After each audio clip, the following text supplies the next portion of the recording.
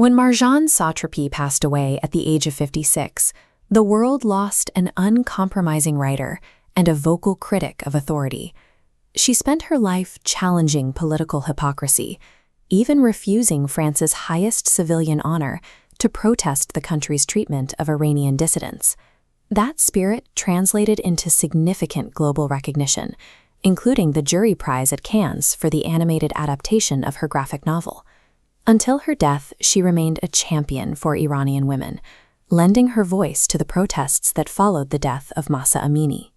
Her public activism was tied to a private struggle, the immigrant identity crisis that shaped her entire career. Satrapi's story shows that the physical loss of a homeland triggers a psychological battle for selfhood that can last a lifetime. Sociologist Homi Bhabha describes this through the concept of the diaspora, individuals living between the country they left and the one where they now reside. Bhabha's theory of hybridity maps the pressure these individuals feel to adapt to a new culture without erasing their original identity. This often creates a trap. Society expects the immigrant to pick a side, but choosing one culture often leads to alienation from both. In Persepolis, Satrapi documents her own collision with this trap, showing how she eventually navigated a path through it. As a child in Tehran, Satrapi was independent and vocal, often directly confronting her teachers when she disagreed with their lessons. But after the 1979 Islamic Revolution, the new regime mandated the veil, forcing her rebellious personality into hiding behind a uniform. When the Iran-Iraq War began, the danger intensified. As bombs fell on Tehran, any act of public disobedience became a risk to her life. To protect her, Satrapi's parents made the difficult decision to send their daughter to Europe alone.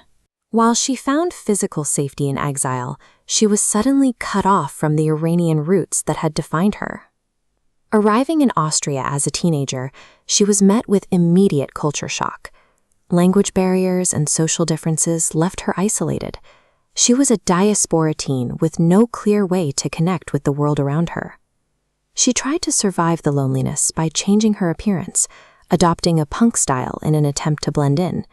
She even compromised her own values to match her Western peers, faking the use of marijuana and mimicking their behavior just to feel included. The pressure peaked in an Austrian bar.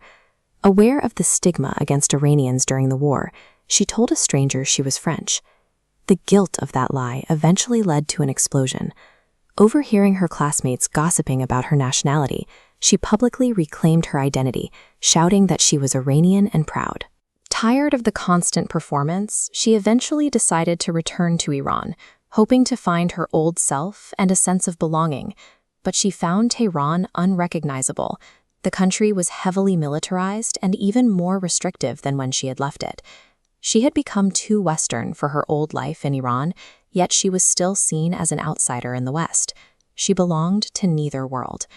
This is where Bhabha's theory offers a solution. He calls it the third space, an overlapping area where two cultures can merge into something new. Creating this space requires an act of enunciation, a bold statement of a new hybrid identity. Satrapi eventually moved to France, where she finally had the freedom to articulate this identity. Persepolis is that enunciation. It is a book that bridges the gap between Western comic forms and Iranian history. She wrote it to act as a bridge. By showing her ordinary childhood, she invited Westerners to see past the news headlines and understand the reality of life in Iran. Her work provided a global platform to advocate for freedom, proving that a hybrid identity can be a powerful tool for change.